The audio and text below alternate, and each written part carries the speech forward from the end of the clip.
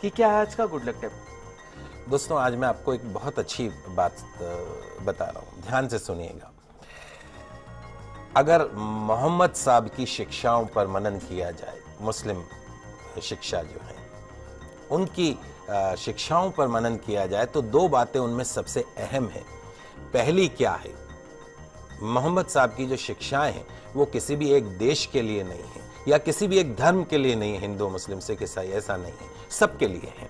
और दूसरी जो उनकी शिक्षाएं हैं आज से 1500 साल पहले जितनी प्रासंगिक थी आज भी उतनी है। जीवन का कोई ऐसा पहलू नहीं जिसे बेहतर बनाने, अच्छाई को स्वीकार करने के लिए मोहम्मद साहब ने कोई संदेश न दिया हो। उनके संदेशों को गलत अर्थों में ले लें वो अलग बात है। उनकी जो बातें हैं वो इंसानों को सच की राह दिखाती हैं। अर्थशास्त्र, इकोनॉमिक्स भले ही ब्याज को मूलधन का किराया, शुल्क या कुछ और माने, लेकिन जो इस्लाम धर्म में ब्याज को ममनू माना गया, अनुचित माना गया है। इस्लाम के मुताबिक ब्याज एक ऐसी व्यवस्था है जो अमीर को और अमीर बनाती है और गरीब को और गरीब बनाती है। इस प्रकार ये एक शोषण का जरिया है।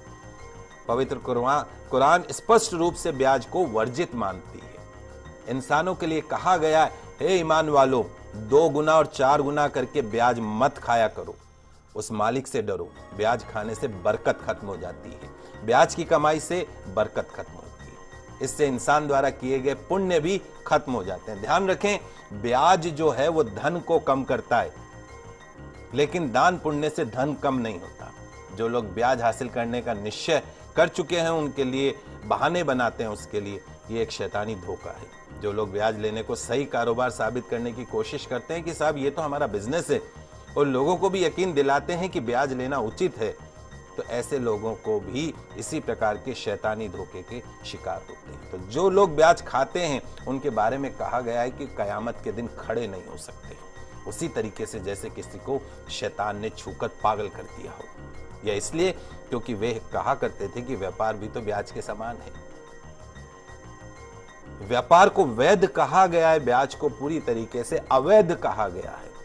जो लोग इस हिदायत के बाद ब्याज लेना बंद कर देंगे उनका मामला हुजूर को सुपुर्द है, लेकिन तमाम जानकारी के बाद जो नहीं संभला, जिसने ब्याज लेना जारी रखा, उसके आगे नारकीय जीवन है, उसकी कोई मुक्ति नहीं। तो खुदा के वास्ते उस मालिक से डरिए और जो कुछ भी ब्याज में से शेष रह गया है उसे छोड़ दीजिए।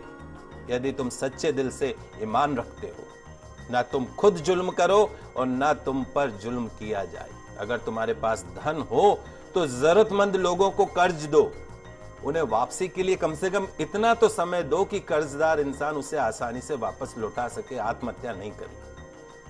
किसी वास्तविक वो अवश्यम भावी जो मजबूरी होती है कि जानबूझ के कोई नहीं, लेकिन मजबूरी है, अगर उस मजबूरी में अगर वो तुम्हारा समय पर धन नहीं लौटा सके तो उस पर कभी सख्ती मत करो, उसका अपमान मत करो, गालियां मत दो, उसे और समय दो। रोजी कमाने का गलत तरीका, गलत साधन, गलत रास्ता मत अपनाइए। मालिक से डरते हुए, उसकी नाफरमानी से बचते हुए सही जायज हलाल तरीके अपनाइए। हराम रोजी के करीब भी मत जाइए।